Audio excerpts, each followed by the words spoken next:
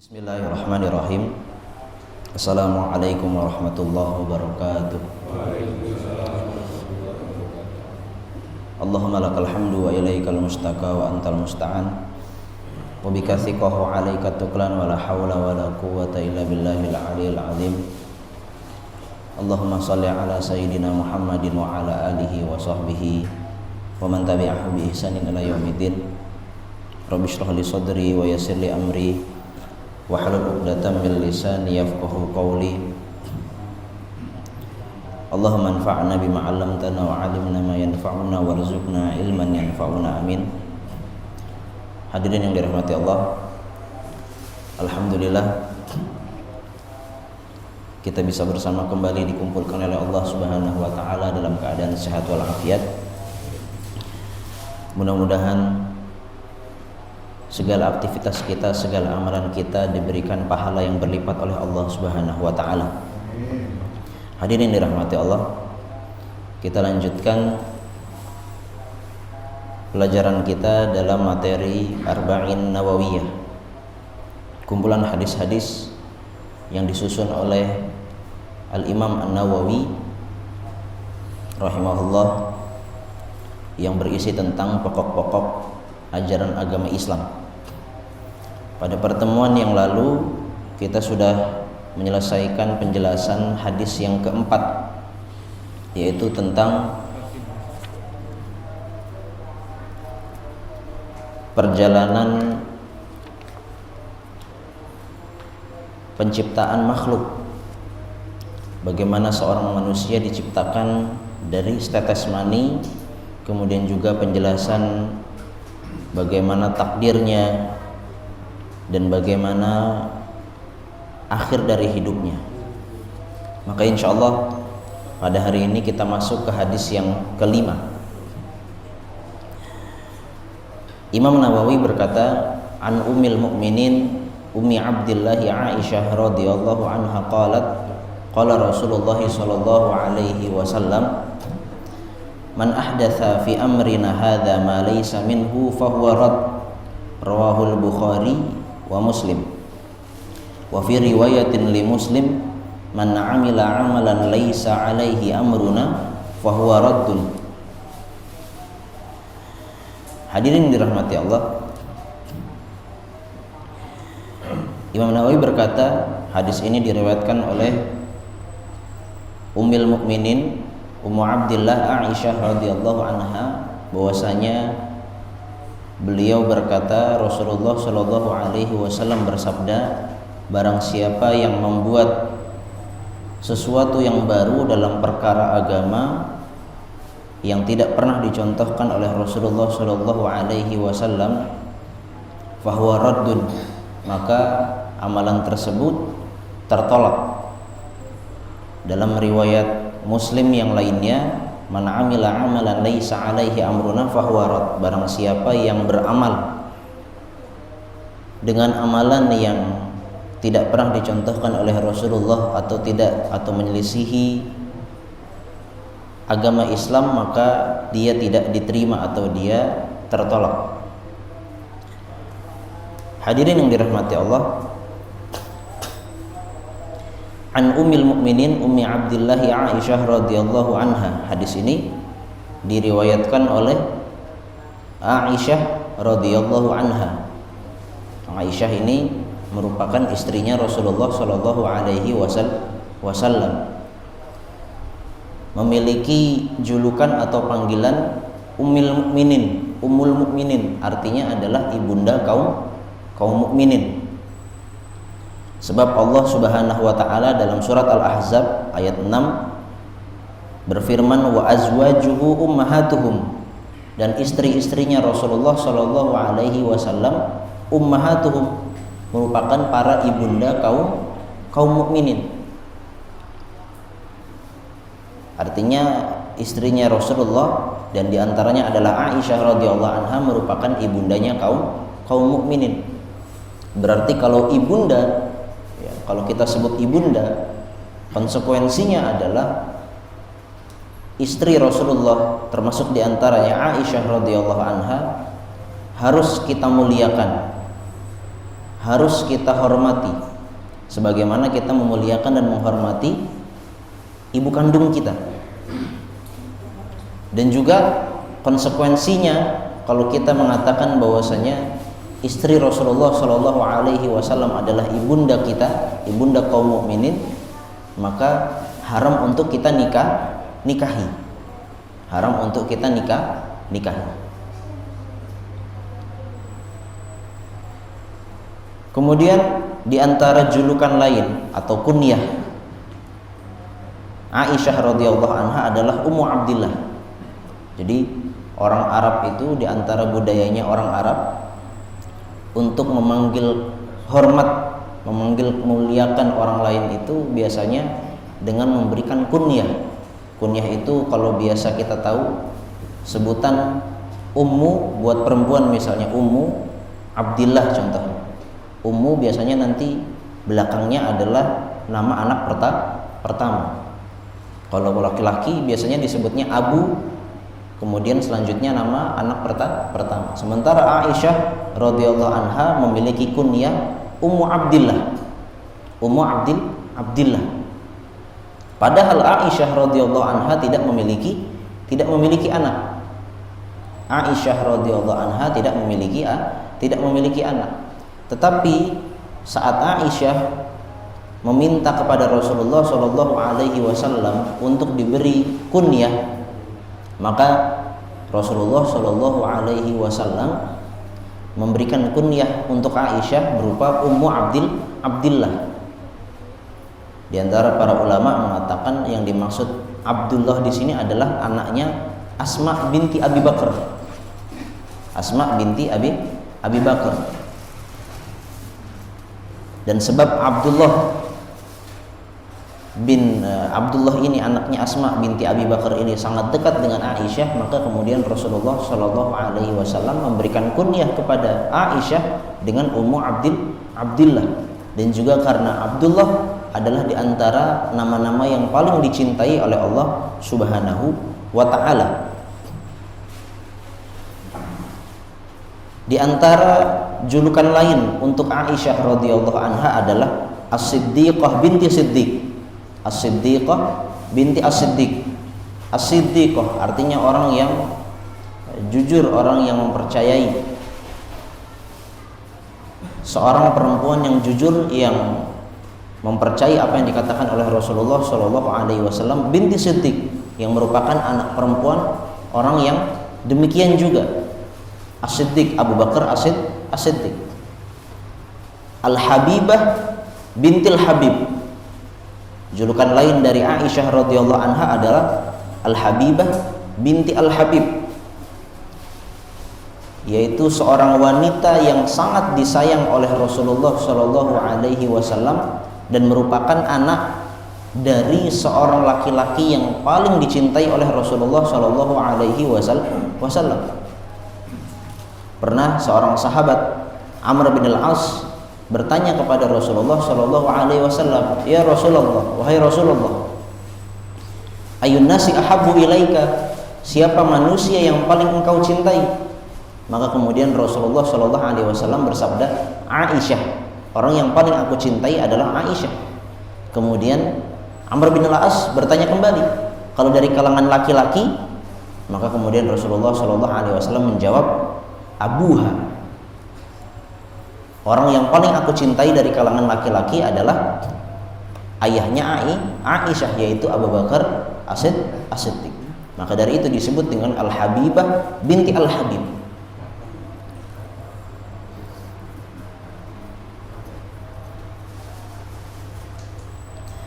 Kemudian hadirin yang dirahmati Allah, Aisyah merupakan wanita yang paling dicintai oleh Rasulullah Shallallahu Alaihi Wasallam setelah Khadijah. Para ulama berbeda pendapat mana yang lebih utama antara Khadijah dan Aisyah.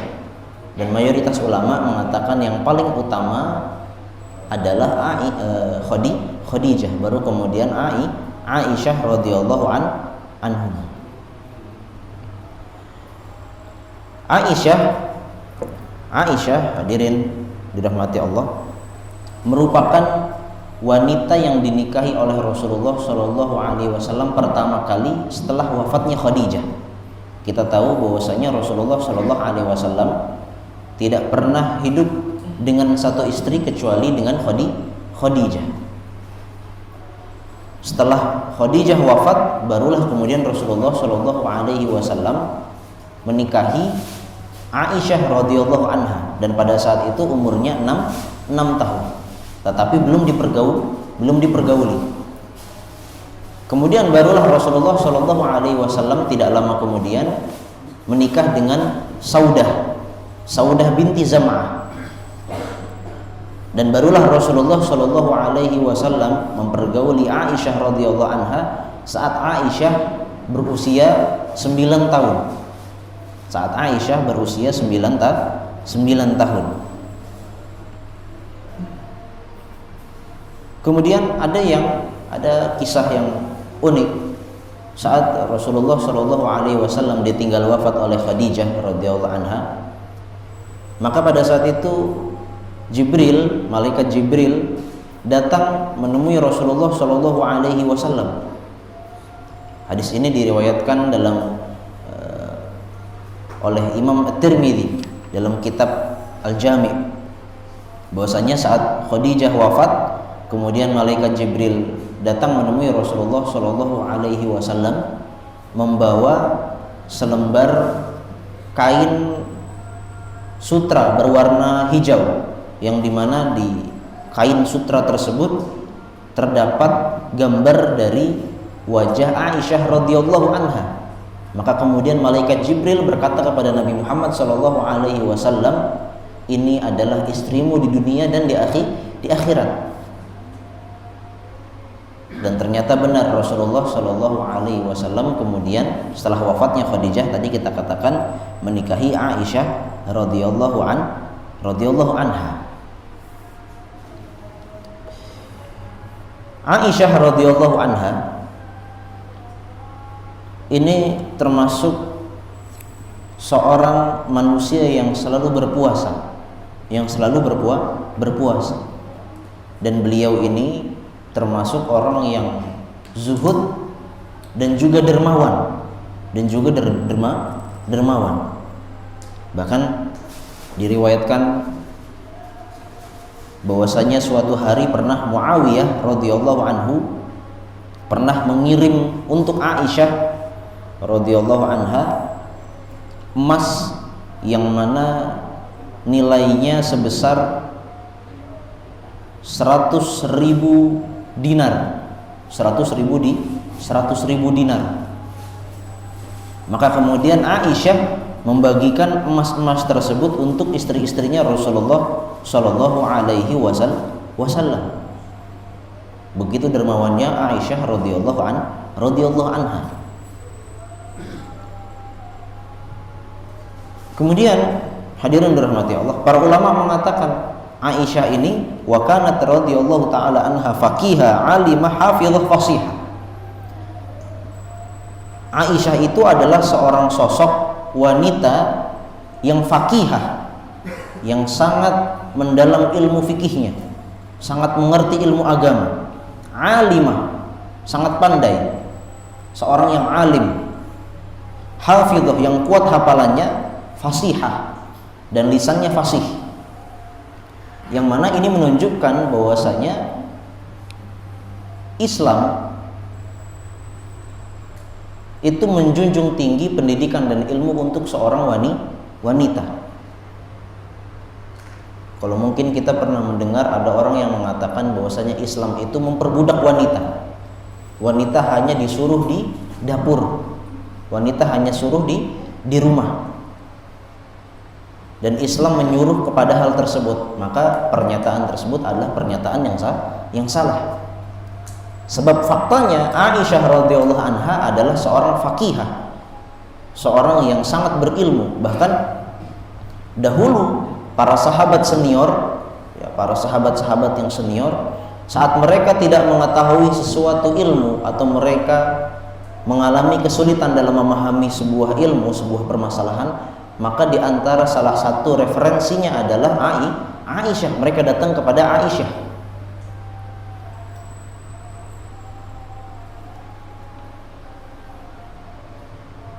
Maka dari itu, hadirin dirahmati Allah, merupakan sebuah kewajiban bagi kita memberikan ilmu, memberikan porsi keilmuan pendidikan yang besar untuk seorang wanita. Dan Aisyah ini merupakan seorang sosok yang menjadi atau bisa menjadi suri tauladan bagi wanita-wanita di zaman modern. Bahkan Aisyah radhiyallahu anha meriwayatkan lebih dari 1000 hadis dari Rasulullah Shallallahu Alaihi Wasallam. Sebab memang Aisyah hidup selalu bersama Rasulullah. Artinya banyak sekali hal-hal yang tidak diketahui oleh para sahabat tentang Rasulullah Shallallahu Alaihi Wasallam, apalagi yang sifatnya berada di dalam rumah. Sementara Aisyah radhiyallahu anha mengetahuinya. Maka dari itu banyak tadi kita katakan para sahabat bertanya kepada Aisyah tentang Rasulullah Shallallahu Alaihi Wasallam. Maka dari itu kita jangan sampai melewatkan atau memberikan porsi yang kecil pendidikan dan ilmu untuk wanita. Sebab faktanya Aisyah merupakan seorang yang sangat berilmu. Bahkan pernah diriwayatkan bahwasanya Rasulullah Shallallahu Alaihi Wasallam bersabda, "Khudhu nisfa dinikum an hadhil humayrah." Ambillah sebagian dari ilmu agama kalian dari Al-Humayrah, dari Aisyah. Di antara julukan dari Aisyah adalah Al-Humayrah.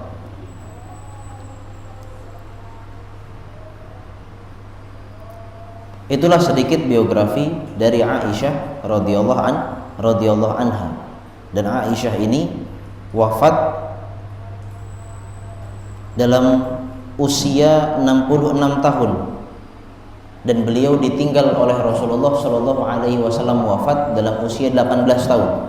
Rasulullah wafat pada saat itu Aisyah dalam usia 18 tahun. Dan kemudian Aisyah radhiyallahu anha dimakamkan di kuburan Baqi di Madinah. Hadirin dirahmati Allah, kita masuk dalam hadis yang akan kita pelajari. Rasulullah Shallallahu Alaihi Wasallam bersabda, "Man ahdatha fi amrina hadza ma laysa minhu fahuwa rad." Barang siapa yang membuat perkara baru dan kemudian disandarkan atau dinisbatkan kepada agama kita, padahal dia tidak pernah dicontohkan oleh Rasulullah dan melanggar ketentuan agama, maka dia tertolak. Hadirin dirahmati Allah, hadis ini merupakan hadis yang berbicara tentang bahayanya bid'ah. Nah, saat kita berbicara bid'ah, tentunya kita harus menjadi orang yang bijaksana. Jangan kita berbicara bid'ah tanpa ilmu, dalam artian mudah membid'ahkan amalan-amalan. Dan jangan juga kita kemudian anti dengan istilah-istilah agama. Sebab pada zaman ini banyak sekali orang-orang, dan tentunya lebih khusus lagi orang-orang liberal, orang-orang yang tidak suka dengan agama Islam ini, mengaburkan istilah-istilah agama. Jihad merupakan istilah agama Islam. Tetapi kita lihat pada saat ini banyak sekali kalangan-kalangan yang kemudian ingin mengaburkan dan ingin memalingkan, ingin melupakan umat Islam dari kalimat jihad. Padahal jihad memiliki ketentuan-ketentuan dalam Islam, yang artinya kita tidak boleh berlebihan ya dalam masalah jihad. Ada ketentuan-ketentuannya. Dan juga kita tidak boleh melupakan istilah jihad.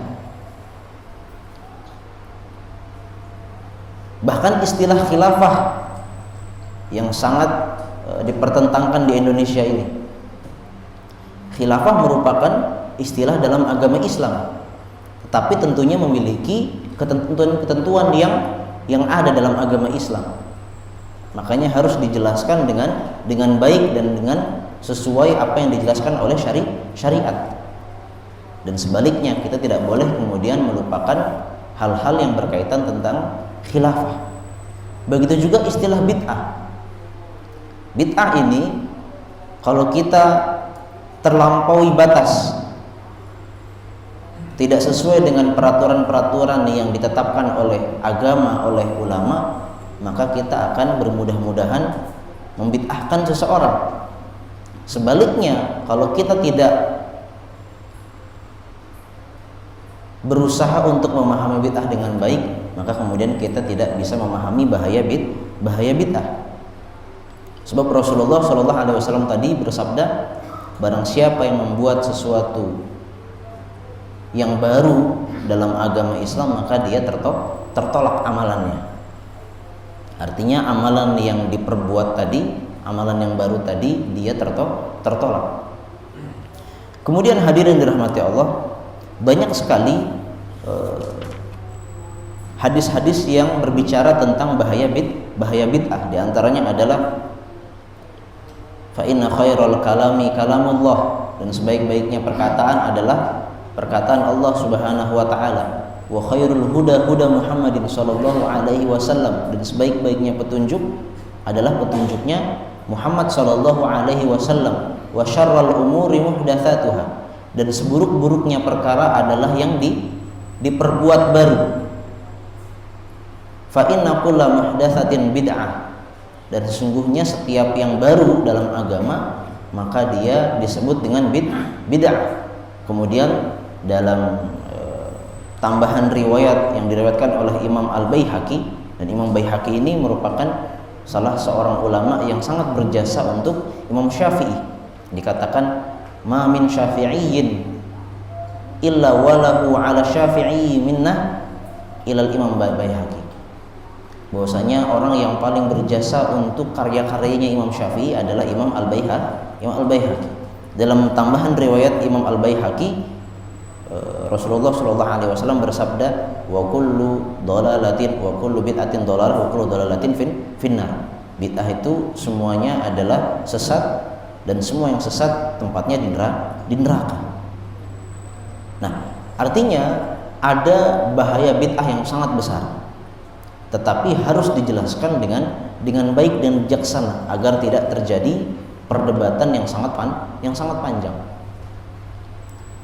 Pada hari ini kita menemukan banyak definisi bid'ah yang bermacam-macam, sehingga kemudian para manusia atau para masyarakat berpecah belah, berselisih tentang apa itu bid'ah. Ada sebagian kalangan yang menganggap bid'ah itu semuanya adalah buruk.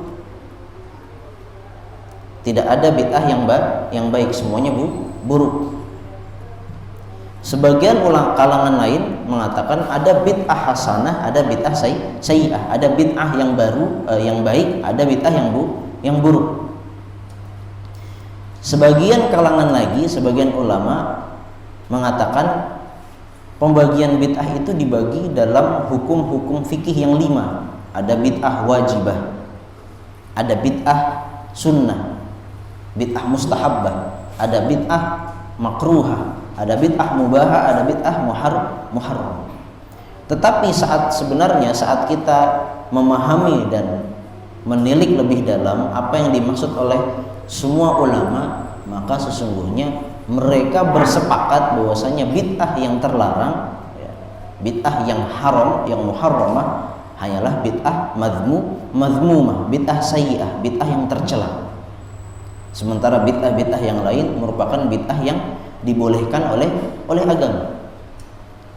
Bahkan sejak zaman sahabat radhiyallahu anhum, para sahabat sudah berselisih tentang makna bid'ah. Di zaman Abu Bakar As-Siddiq, pada saat itu di zaman beliau terjadi perang Yamamah.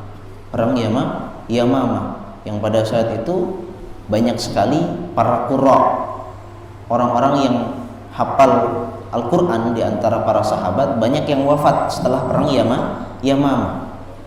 Maka dari itu kemudian untuk menjaga orisinalitas Al-Quran, Umar bin Khattab mengatakan kepada Abu Bakar As-Siddiq untuk apa? Untuk dikumpulkan Al-Quran dalam satu mushaf, dalam satu buku. Maka pada saat itu Abu Bakar As-Siddiq menolak dan sempat berhenti sejenak. Sebab apa? Sebab Abu Bakar As-Siddiq pada saat itu berpikir bahwasanya ini tidak pernah dicontohkan oleh Rasulullah, mengumpulkan Al-Quran dalam satu mushaf. Artinya pada saat itu Abu Bakar As-Siddiq berpikir mengumpulkan Al-Quran dalam satu mushaf adalah bid'ah. Tetapi kemudian setelah dijelaskan lebih lanjut lagi oleh Umar bin Khattab, barulah kemudian Abu Bakar As-Siddiq mau mengumpulkan Al-Quran dalam satu mushaf.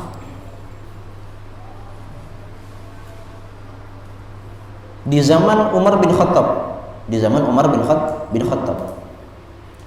saat Rasulullah Shallallahu Alaihi Wasallam dahulu hidup, pernah Rasulullah salat tarawih beberapa hari, 3 hari, hingga kemudian pada saat itu Rasulullah salat di suatu malam, kemudian para sahabat datang ikut salat tarawih bersama beliau sampai 3 hari, dan semakin ramai para sahabat yang ikut salat tarawih bersama Rasulullah Shallallahu Alaihi Wasallam. Di hari keempat Rasulullah tidak keluar lagi untuk sholat tarawih. Beliau sholat di rumah beliau sendiri hingga kemudian beliau wafat. Maka sejak saat itu para sahabat sholat tarawih dalam keadaan berpencar-pencar. Artinya banyak sekali jamaah-jamaah yang dibuat oleh para sahabat untuk sholat tarawih. Ada yang sholat bersama imam ini, ada yang sholat bersama imam ini, ada yang sholat bersama imam ini. Bahkan pada saat itu dikatakan para imam saling beradu-aduan suaranya yang indah itu. Maka dari itu kemudian Umar bin Khattab membuat sebuah peraturan, yaitu apa? Dijadikan sholat tarawih dalam satu imam, yaitu imamnya adalah Ubay bin Ka'ab. Maka kemudian Umar bin Khattab mengatakan apa? Ni'matul bid'atu hiya, atau dalam riwayat yang lain ni'matul bid'atu hadhihi. Ini merupakan bid'ah yang sangat indah, yang sangat baik. Tetapi kalau kita lihat sejatinya sholat tarawih bukan bid'ah, sebab dia pernah dicontohkan oleh Rasulullah Shallallahu Alaihi Wasallam. Bahkan Rasulullah Shallallahu Alaihi Wasallam mencontohkan sholat tarawih secara berjamaah. Maka apa yang dimaksud dengan sesuatu yang baru dalam sholat tarawih yang diatur oleh Umar bin Khattab? Maka yang dimaksud oleh Umar bin Khattab, sesuatu yang baru yang ia perbuat adalah apa? Yaitu mengumpulkan manusia untuk sholat tarawih dalam satu imam. Sebab dahulu Rasulullah SAW hanya 3 hari saja sholat tarawih bersama para sahabat, kemudian beliau sholat sendiri di rumah atau bersama keluarganya di rumah. Sebab pada saat itu Rasulullah SAW takut kalau saja sholat tarawih ini nanti diwajibkan oleh Allah Subhanahu Wa Taala dan nanti akan membuat sulit untuk umatnya. Maka dari itu Rasulullah SAW tidak meneruskan sholat tarawih bersama para sahabat. Dan setelah Rasulullah SAW wafat, hilanglah ketakutan tersebut. Artinya dengan wafatnya Rasulullah tidak mungkin lagi sholat tarawih diwajibkan secara berjamaah oleh Allah Subhanahu Wa Taala karena Rasulullah sudah wafat. Intinya hadirin dirahmati Allah, bid'ah ini banyak sekali para ulama sudah berbicara dan banyak sekali definisi-definisinya. Tetapi yang perlu kita sepakati adalah ada satu bid'ah yang memang dia diharamkan, hukumnya haram. Artinya kalau haram harus ditinggalkan. Bahkan saya di sini ingin menyampaikan sebuah definisi bid'ah yang disampaikan oleh Profesor Hatim bin Arif Al-Auni, salah seorang guru besar di Universitas Ummul Qura. Beliau mengatakan bahwasanya bid'ah itu definisinya adalah segala sesuatu yang dianggap merupakan perkara agama tetapi tidak sah penisbatannya kepada agama Islam secara pasti, secara qat'i, 100%. Tidak ada perbedaan pendapat di antara para ulama di dalam permasalahan tersebut. Artinya apa? Seandainya ada suatu hal yang kemudian diperdebatkan oleh para ulama, apakah ini hukumnya sunnah atau dianjurkan, sementara yang lain mengatakan ini tidak dianjurkan. Artinya para ulama masih berbeda pendapat, dan perbedaan pendapat tersebut merupakan perbedaan pendapat yang masih bisa ditolerir dalam agama Islam, maka itu bukan merupakan bid'ah yang terlarang. Contohnya adalah kunut. Para ulama sejak zaman dahulu, bahkan para sahabat berbeda pendapat, apakah kunut dianjurkan dalam sholat subuh atau tidak. Sebagian sahabat mengatakan bahwasanya kunut itu dianjurkan dalam sholat subuh. Sebagian sahabat yang lainnya mengatakan tidak dianjurkan kunut subuh.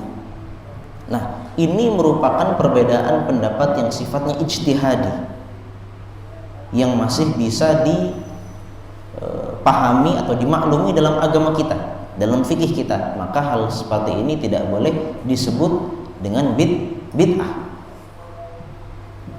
Jadi bid'ah merupakan hal-hal yang memang tidak pernah dicontohkan atau tidak pernah ada dalam zaman Rasulullah SAW dan menyelisihi nilai-nilai agama. Contohnya adalah dahulu ada perkataan yang mengatakan bahwasanya Quran itu makhluk. Quran itu makhluk. Ini merupakan bid'ah, sebab semua ulama bersepakat bahwasanya tidak boleh kita mengatakan Al-Quran adalah makhluk, sebab Al-Quran adalah kalam Allah Subhanahu wa ta'ala, firman Allah Subhanahu wa ta'ala, bukan makhluk. Begitu juga di antara bid'ah, yaitu apa yang didengungkan oleh orang-orang liberal pada zaman ini, bahwasanya agama Islam ini sudah tidak relevan dengan zaman kita yang modern ini. Ini merupakan bid'ah terlarang, perkataan yang sangat melenceng dari agama Islam, atau bahkan perkataan yang menghalalkan LGBT, pernikahan sesama jenis. Ini juga merupakan bid'ah yang sangat terlarang. Kemudian hadirin yang dirahmati Allah, ada tambahan riwayat dalam Imam Muslim, dalam Sahih Muslim, man amila amalan laisa alaihi amruna fahuwa rad. Barang siapa yang beramal dengan amalan yang tidak sesuai dengan ketentuan syariat, maka dia tertolak.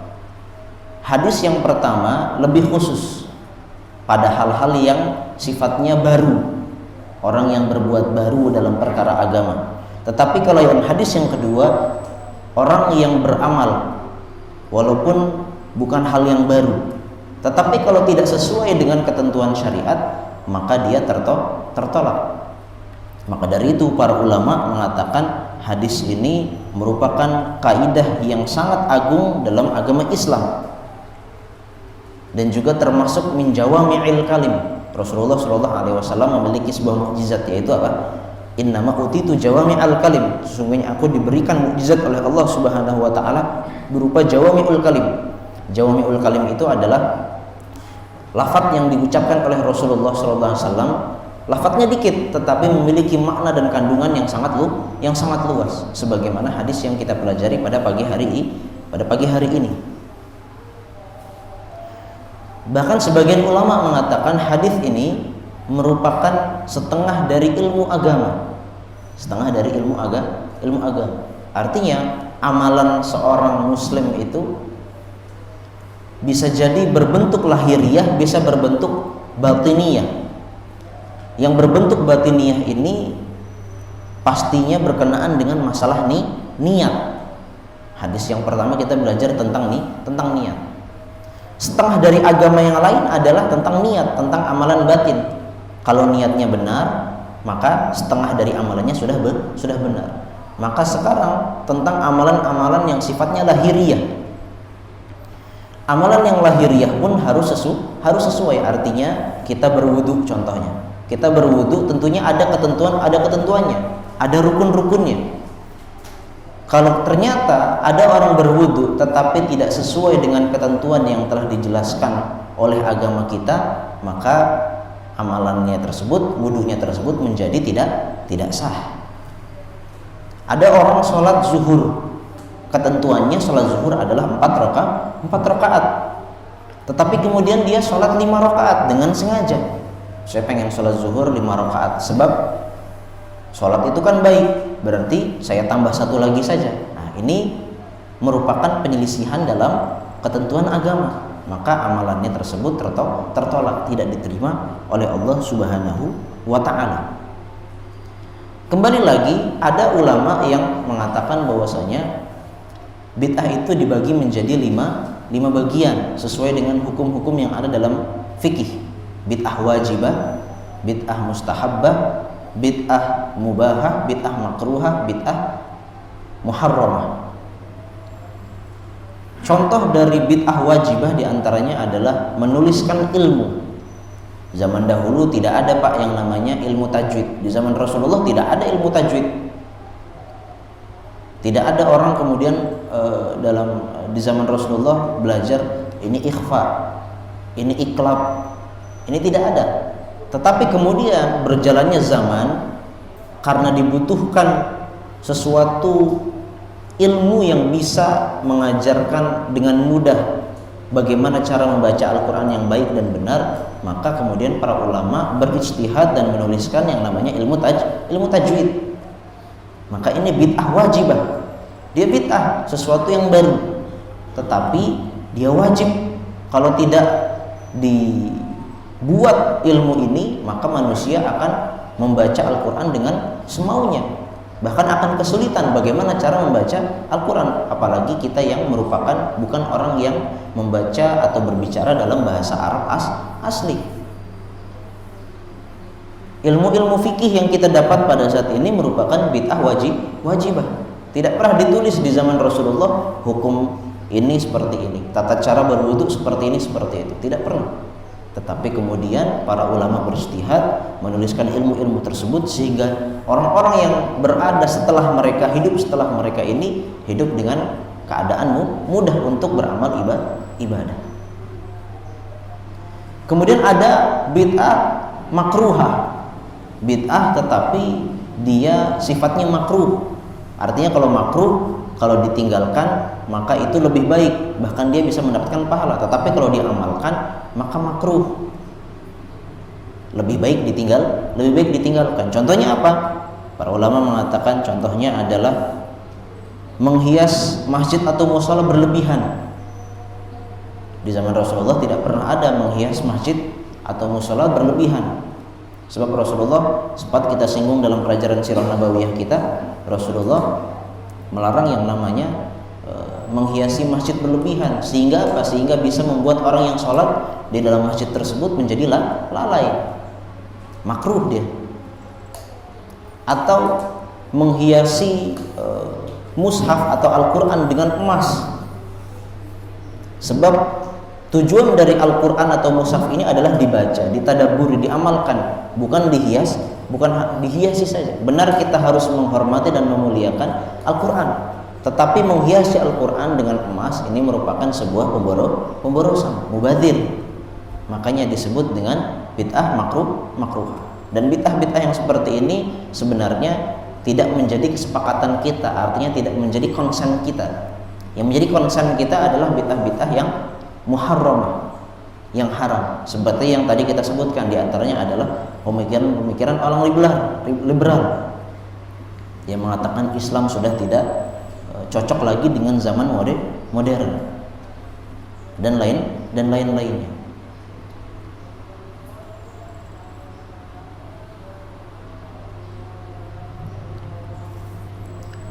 Begitu juga hadirin dirahmati Allah, di antara bid'ah muharramah, bid'ah yang diharamkan oleh agama adalah menjual minuman khamr, menjual minuman-minuman yang memabukkan. Ini merupakan sesuatu yang haram tentunya, dilarang dalam agama.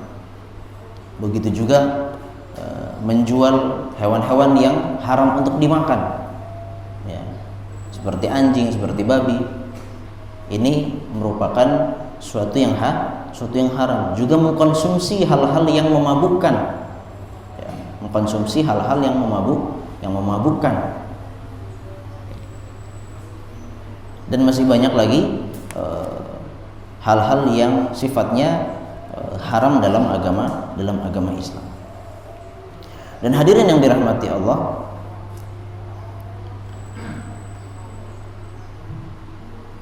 orang yang berbuat, ya, atau mencontohkan sesuatu yang haram, atau dia membuat sesuatu yang baru dan hukumnya adalah haram, ini sangat besar atau sangat berat sekali hukumannya di dunia maupun di akhirat.